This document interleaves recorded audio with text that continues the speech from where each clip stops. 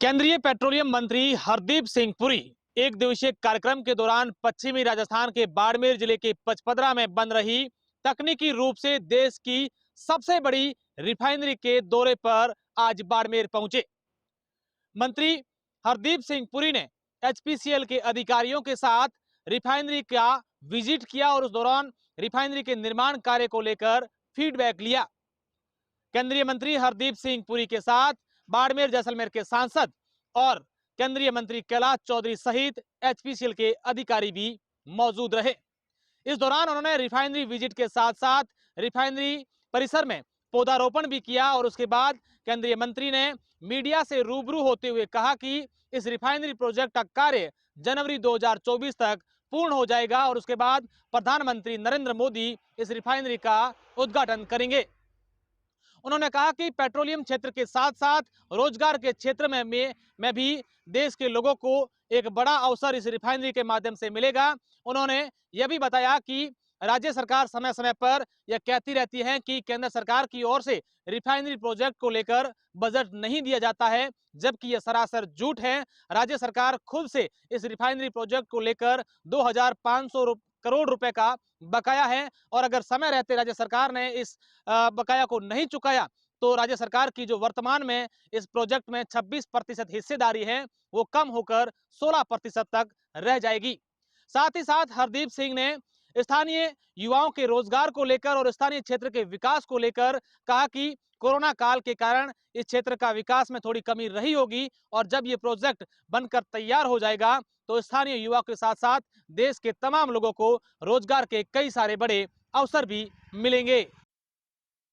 Lok Sabha speaker Om Birla द्वारा अपने संसदीय क्षेत्र में वंचित वर्ग की गर्भवती माताओं के लिए शुरू किए गए नवाचार सुपोषित मां अभियान को अब राष्ट्रीय स्तर पर सुर्खियां मिल रही है। आज देश के प्रधानमंत्री नरेंद्र मोदी ने बिरला की इस अभियान को लेकर के ट्वीट किया और अपने ट्वीट में लिखा कि ये एक प्रेरक पहल है। स्वस्थ शिशु और स्वस्थ मां में ही पूरे परिवार और समाज की समृद्धि निहित है। इस बीच बिरला ने कल रामगंज मंडी के बाद आज बूंदी के केशवरायपाटन में भी इस अभियान का विस्तार करते हुए क्षेत्रीय विधायक चंद्रकांता मेघवाल के साथ अभियान का शुभारंभ कर दिया है।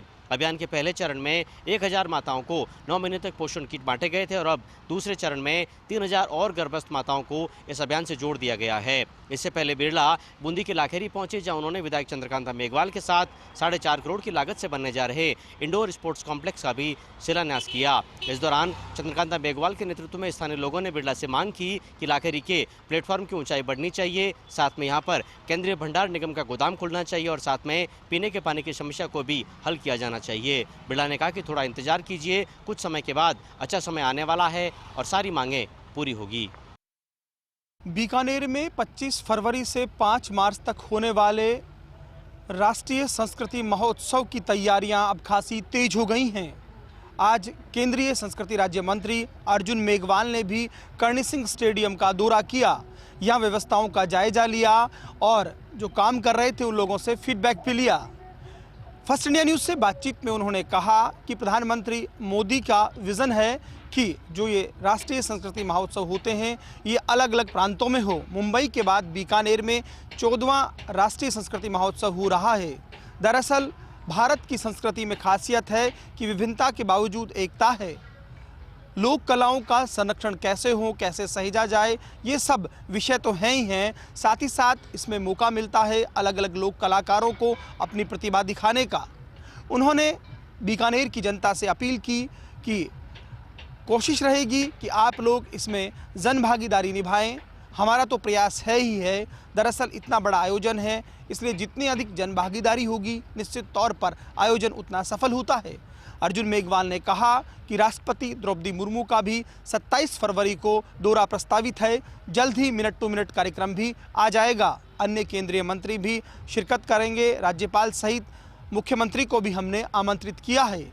कुल मिलाकर ये कहा जा सकता है कि राजस्थान के बीकानेर के लिए एक बड़ा अवसर होगा जब देश भर के लोक कलाकार राष्ट्रीय संस्कृति महोत्सव में जुटेंगे। यहाँ विभिन्न एग्जीबिशंस भी लगेंगी और कहीं ना कहीं राजस्थान की कला और संस्कृति से भी लोग साकार तो होंगे ही। भारतीय संस्कृति बीकानेर में साकार होगी।